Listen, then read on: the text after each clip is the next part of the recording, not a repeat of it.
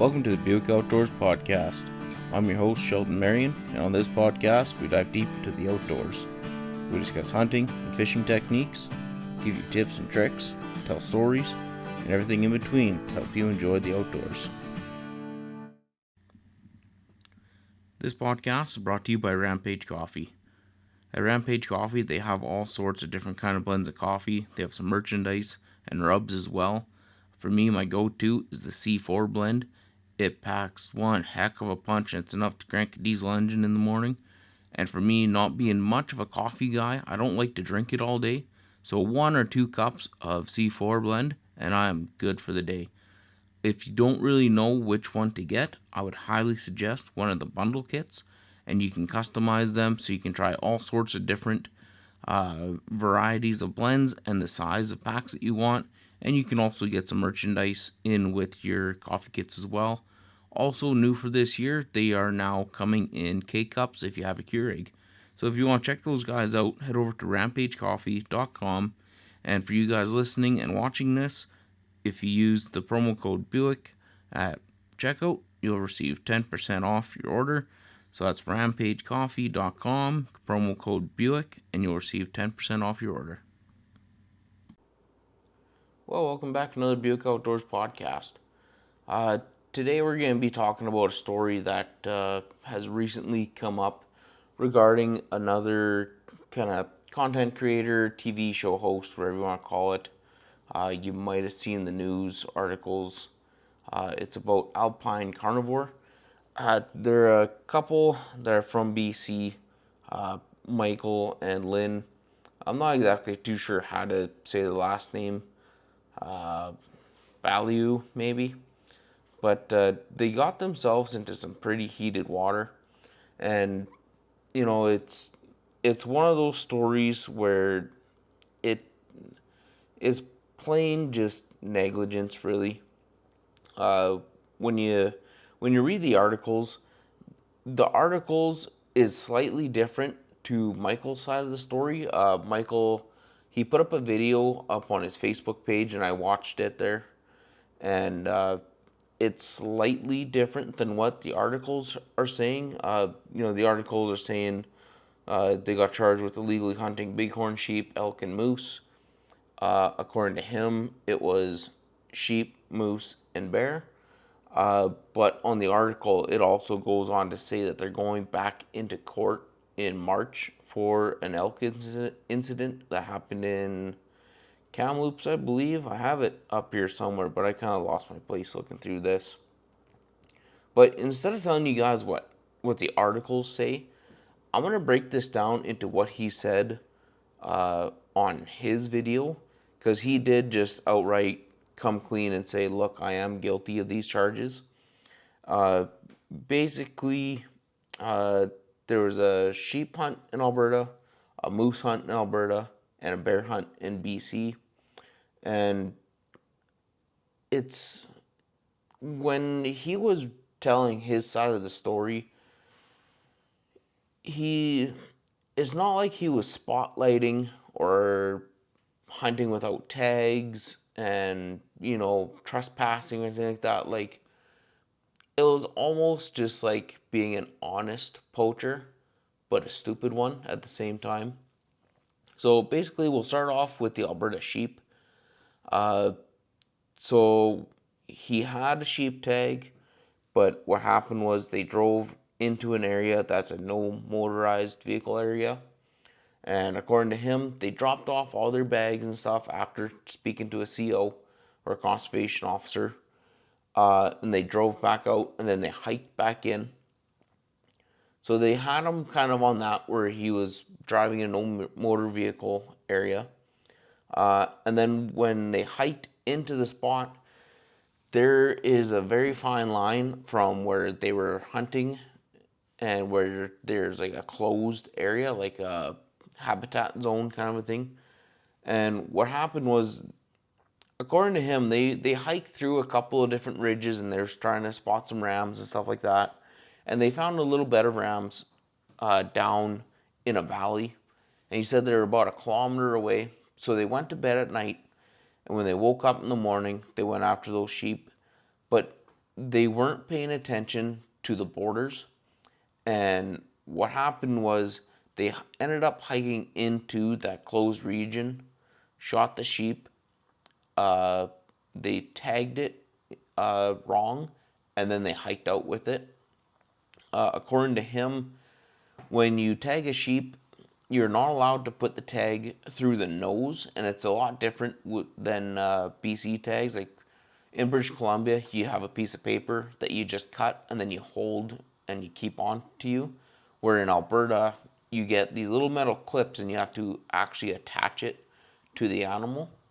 And I guess with the sheep, there's a certain place that you have to attach your tag to. And again, this comes down to just knowing the actual laws and regulations. If you would have went to whatever page in the book and it would have said how to properly tag an animal, he would have read that the tag must go through its eye before you attach the tag, because that little metal clip, it's kind of like the same thing you get when you go like skiing and snowboarding, like your little ski pass. It's a little piece of bendable wire that you put through like your zipper kind of thing. But in this case, you actually attach it to your animal or to the hide. And with the sheep, you had to put it through the eye, and I'm assuming that's after you have skinned it out. What he did was he put it through the nose. And again, he didn't go into any details whether that sheep head was skinned out or not. Uh, my guess is that it was skinned out, and if it is skinned out, then you have to actually attach it to the animal carcass, not the hide. So that's their reason why you had to attach it to the eye and not to the nose, because maybe if you skinned it out and you just have a cape with you, he just put it through the nose. But then in that case, it's not exactly attached to the animal carcass in a way. Uh, with the tag thing though, like I can see where they went wrong. Uh, to me, that is kind of a stupid rule. I mean, he had a tag and he did tag the animal. That doesn't take away that he hiked into a wrong area and he shot a sheep that was in a closed off area. But the tag thing, that's the least concerning part. When you're especially when it comes to sheep hunting, you do as much research as humanly possible when you're going into sheep country. And for them to just blatantly drive their truck into a no motorized vehicle area right then and there, like, you got to give your head a shake. I'm glad you got caught on that one. And then after they drove out and they hiked back in, they grabbed their stuff, and then they hiked into a closed off area. Again, did you do it on purpose or was it an accident? It's hard to say. If you don't have a GPS and you're just going off of maps, it can be a little bit difficult, but at the same time, there's a lot of those places where people don't hunt in them. Well, obviously, because they're closed off and it's illegal to go in there. But a lot of times, that's where the big sheep live because there's no pressure on them. So it's a very very great area. But in the end, he ended up getting caught with a sheep that he shot in a closed area, and it was tagged wrong, and they nailed him for that.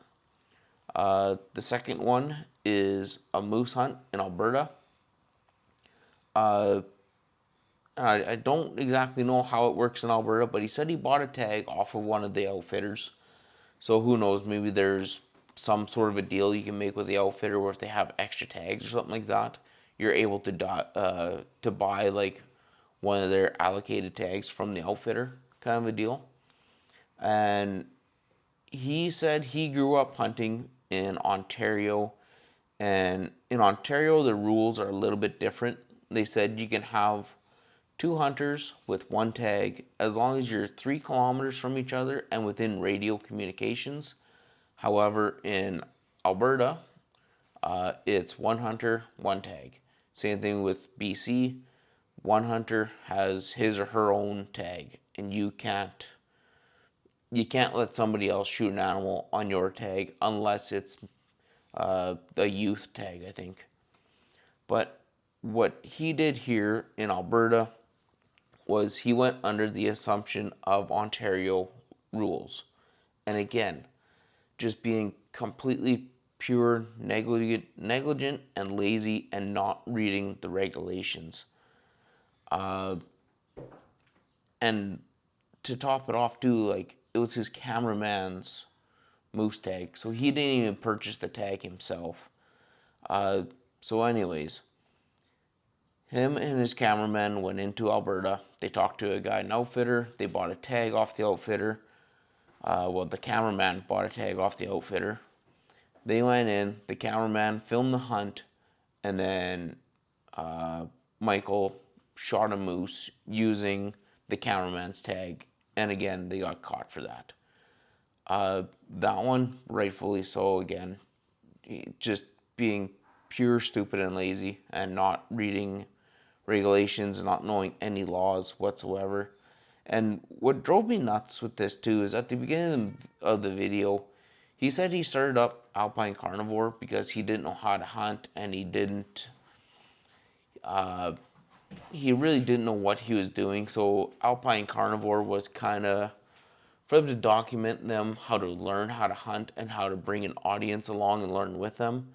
But then he kept mentioning that he hunted in Ontario for 20 years and he knows all the laws in Ontario. So with him and his whole why he started Alpine Carnivore, as soon as he said that he hunted in Ontario for 20 years, I kind of figured he was kind of full of it and already lying. So when he said the thing about the sheep hunt and not really knowing where they were and they accidentally walked into the closed area, again, I couldn't take the guy serious. And then when you look at his BC bear hunt, it was under the same assumption as the moose hunt. He figured you can have one tag between two hunters as long as you're 3 kilometers within each other and in radio contact, which isn't the case at all in BC. So what he did was they're in BC on a bear hunt, and he had 2 bear tags. He shot one, everything's good and legal there, but they seen another one and he didn't want to shoot, but his wife said, I would shoot that bear.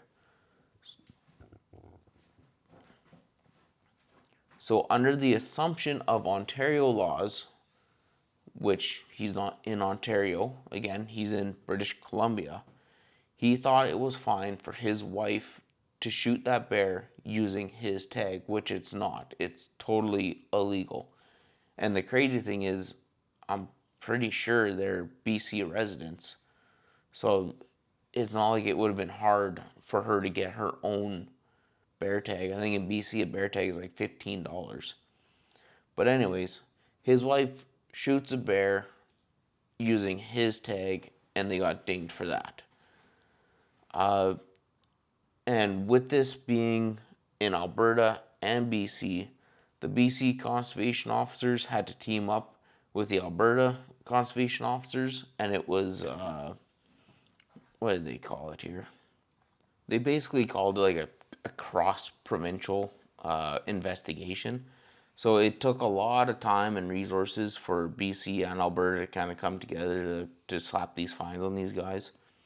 I'm just looking through the one article here, and one thing that the guy was saying is that some of these articles, they really blew it up, and I've seen not similar cases, but I've seen what some conservation officers do, where they'll actually like catch you doing something wrong, and then they like tack on extra on top of it just to make sure that you plead guilty, and they pretty well say like they'll cut a break with you, they'll drop these other charges as long as you plead guilty to this one kind of a thing. And I kind of think that's what they did with these guys, but at the same time, like I don't know, because I'll start scrolling through this article here now that we've kind of gone through Michael's side of things. And it starts off by saying that they must pay a combined total of more than $31,000 in fines for legally hunting bighorn sheep, elk, and moose between August 2020 in September 2021. It goes on to say Alberta Fish and Wildlife Enforcement said the couple have been convicted of several offenses, including hunting without a license, hunting in a closed season, providing false information, and abusing licensing requirements within protected wildlife areas, as well as unlawful possession and export of wildlife. So things like this, where it says unlawful possession and export of wildlife, that basically kind of comes down to they poached an animal and then they took the animal home because it technically is unlawful to be in possession of that wildlife. So that's one of those things where they just kind of tack onto it just to make your life a little bit worse. And I mean, like in this case, it's rightfully so. They've been fined $25,000 combined in Alberta. The Alberta Fish and Wildlife Enforcement said on a Facebook post on Thursday. Then it goes on to say the BC Conservation Officer Service said Michael pleaded guilty to allowing his hunting license to be used by another person and has been fined $4,500. His wife also admitted to hunting without a license in the same incident and received a fine of $2,000, so that's a black bear incident. These actions show a blatant disregard for fish and wildlife laws in BC, and that's pretty well how I started this podcast. They went in just willy nilly, total disregard to everything. It's our responsibility to read the hunting regulations, especially. What makes it even worse is when you're filming something and you're trying to quote unquote teach people and learn with other people. I mean, number one rule is to know the laws. And it's not like they had a little slip or little hiccup where, say they got out of the truck and they shot a chicken with their 22 and they ejected the shell, but they forgot to take the magazine out and they put the gun back in the truck. That I could kind of see as like an oops that you get caught for kind of a thing. Because I mean, like, I'll be the first to admit I have done that. I've shot a chicken, I grabbed my gun, I put it on the seat of the truck, went up, grabbed the chicken, came back, went, oh crap, magazine's in the gun, and it's technically, a loaded firearm in the vehicle. Even though there's nothing in the chamber, the magazine is still in the gun. So really, if you were pulled over right then and there, I would have got a fine for having a loaded gun. And that's one of those deals where it's like a gray area. You're not actually driving around with it in the truck loaded like that. However, on paper, it is illegal to do so. And when it comes to filming too, like, you have to be so incredibly careful because like you could catch something like that and not really notice right away, and it was just like an honest mistake. But then as you're editing and putting stuff together, you go, "Oh crap! I like blatantly broke the law on film." Where these guys, like, they film their hunts, and with this stuff too, like I can't even come up with the words to describe like how illegal this is what they did. What they did wasn't a slight slip up. This was just pure arrogance. And when he made his video, I watched it and I kind of felt bad for the guy, and I was like, well, maybe you were just kind of like an honest poacher. I can see how this stuff has happened, and but at the same time, you can't use someone else's tag. And if you are hunting in anywhere really, you should know at least some laws. In this case, it seemed like they didn't know hardly any laws other than you needed to buy a tag.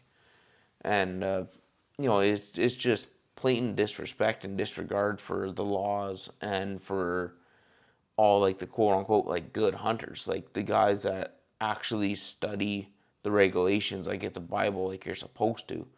And again, like there is something like the no hunting area for the sheep. there's some spots around my place where there's some iffy borders, and I'm not exactly sure where it goes because some of it goes by a road, some goes by a river, some of it is height of land. And if I know it's a road, well, then that's easy. On the left, we can, on the right, you can't. Some, it goes by the height of land. But then when you're out there, you look, there's three ridges. It's like, well, I think it's the one in the middle. But if you're not too sure, just go one over one more just to make sure. And with these guys, the way he described it in his video, he didn't have a clue. And he blamed it on not having cell service and not having maps and stuff like that. But I mean, man, if you're going in the mountains after a sheep, you have at least some printed off maps or you have a GPS with you. And with the GPS, it clearly shows maps and lines if you have a good one on where the areas are. And for something like sheep hunting, a $300 Garmin GPS with the maps downloaded into it is a cheap investment compared to everything else that you pay for to go on a sheep hunt. Even if it's a DIY sheep hunt, you're still spending so much money and time on the gear and just getting there, and also the possibility of getting, like, what was it, a $25,000 fine. A $300 GPS is a hell of a lot cheaper than $25,000. So in this article, it goes on to say that unfortunately, cross-border poaching is not an unusual occurrence, especially when you get down to like kind of Grand Cache, Tumbler Ridge kind of area. If you're hunting in the mountains there, you can very easily slip into one province or the other if you don't have maps or GPS. But again, just pure arrogance, lazy, whatever. If you spent, a couple $1,000 on a spotting scope, again, the $300 GPS is almost pocket change compared to that. And then it goes on to say Alpine Carnivores has been running since 2021, according to Wild TV, and has more than 10,000 subscribers on its YouTube channel. However, on Friday morning, the specialty channel said it was deeply disturbed and disappointed by the news and had removed all Alpine Carnivore content from its programming on all platforms, and that's on Wild TV. Wild TV continued to say, "We do not condone or support any hunting practices that break the law or go against our values." And, again, like, what they did, it wasn't a simple slip up. It's just pure arrogance. Like, read the hunting regulations. I know I've said that I don't know how many times, but it's just pure disregard to all of this. It makes me really wonder what else they have done that they've gotten away with. Because this is just three things that they got caught on. The article goes on to say here, in a video posted to the Alpine Carnivore Facebook page, which is the one that I'm kind of quoting here, Mitch said he was not without guilt and apologized to those affected by his actions. None of this was done with malicious intent. Not one time did I go in there and go, oh, we're going to go poach this animal illegally. That never even crossed my mind. That's there's not, just to be clear, dozens of hunts over multiple provinces where we've committed offenses. That's where it's really hard to say. Uh, you know, I mean, in a way, the whole tag thing, of course, if he had it in his mind that the way it's run in Ontario is the way it's run everywhere else, then yeah, sure. He is being honest here. He didn't go in thinking like, hey, we're just going to poach animals. Because, he did buy tags. He did have the tag holder with them. And then, basically they killed something without a license or without a tag. But again, they didn't know the rules. The rules in Ontario are way different than the rules in BC and in Alberta. And even Alberta and BC, the rules are different between each provinces too. Like My moose tag that I had last fall, it was a combined hunt. So there was 3 hunters that put their name in for a limited entry draw. Out of those three, we got the tags, and out of 3 guys, we were allowed 2 tags, but we also had to have printed off the LEH draw results, and we also had to have printed off our LEH harvester report. So the way that worked is if one of the 3 hunters shot a moose, whoever shot it cut their own tag. We still all had to buy 3 tags, but we could only harvest 2 of them. So once that hunter harvested that moose, they had to cut their tag, mark it on their harvest report, and then at the same time get in touch with the other 2 hunters, and they also had to mark down in their harvest report that that hunter got a moose. Where in this case, this isn't a LEH shared hunt. This was just an over-the-counter moose tag. So it's totally different, and it's in Alberta, not BC. So I don't even know how the draws work in Alberta. But if I was going to go to Alberta and get a moose tag and put my name in for a draw or however it works, I would look into it and I would read the regulations. I'm pretty sure if you flip to page 25 or whatever it is, it says blatantly what you must do and must have on your person. But we'll go back to the article here, and it says the couple are still facing more charges. The convictions and guilty pleas come after a 2-year interprovincial investigation, according to the Wildlife Services in BC and Alberta. The BC Conservation Officer says the services executed search warrants and seized illegally killed wildlife from both BC and Alberta. So that's all 3 animals, the sheep, moose, and bear. The service went on to say investigators used DNA analysis to match animal parts and a rifle seized in BC to kill sites and shell casings in Alberta. This was a complex file that concluded due to the dedication and cooperation from officers and colleagues in Alberta, said the Alberta guy there. We'd like to thank them for their tireless efforts.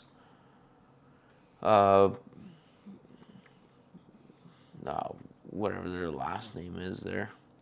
Both the hunters, we'll say, are banned from hunting for 1 year, and all animals have been returned to the Crown.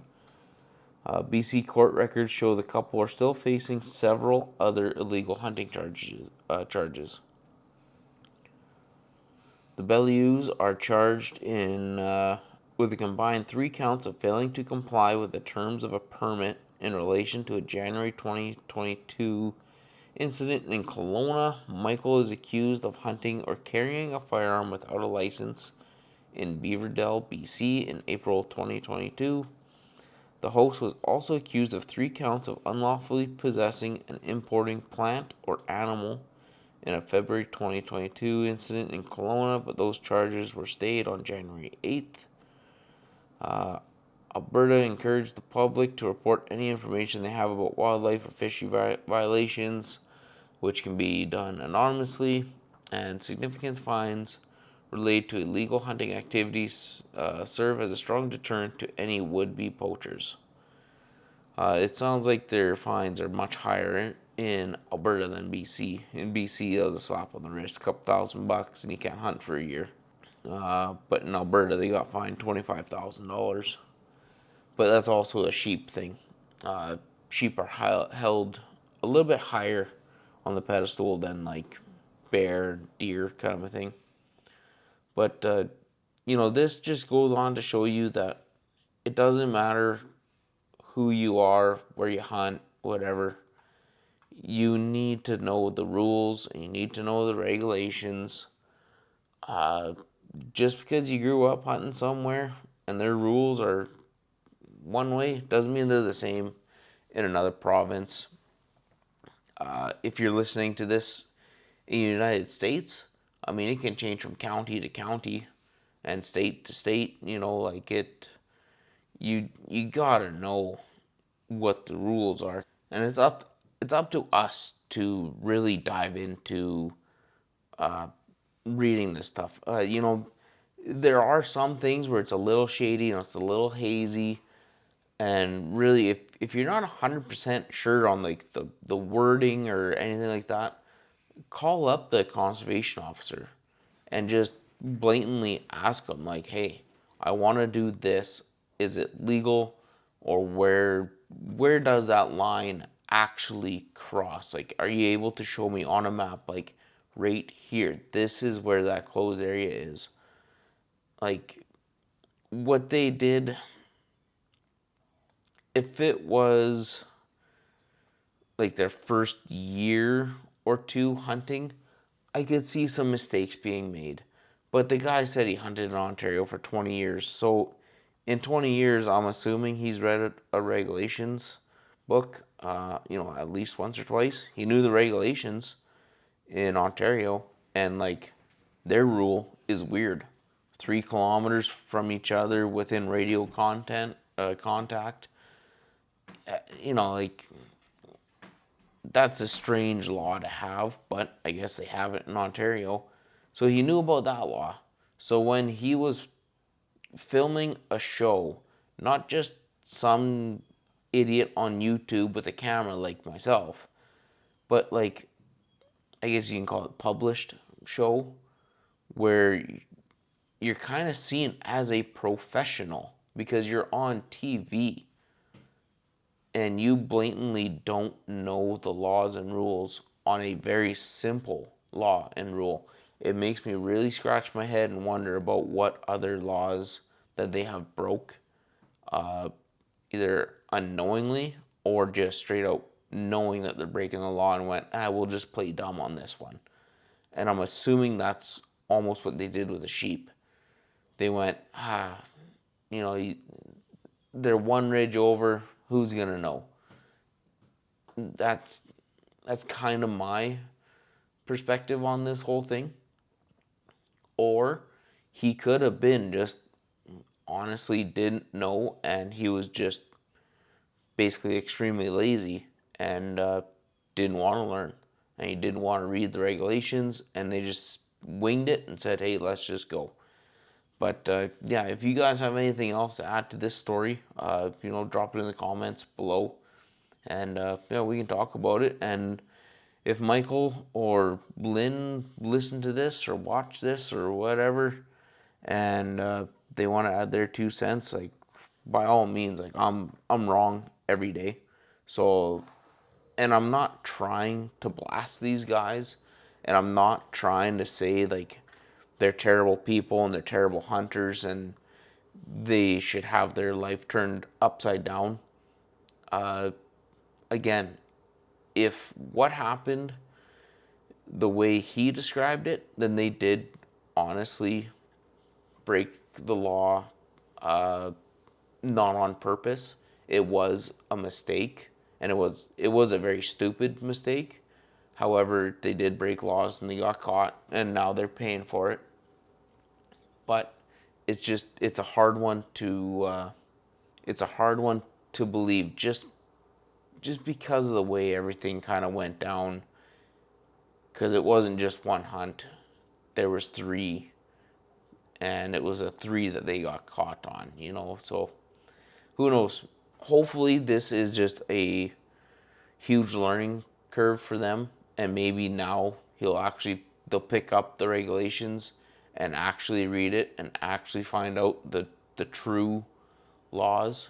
Yeah, hopefully they learn from it, and in a year or two when they start hunting again, uh, you know, hopefully they don't repeat their actions. If they do, then absolutely, they deserve their life to be turned upside down, because now instead of being like an honest poacher, you're just straight out being a poacher and making the rest of us just look absolutely terrible.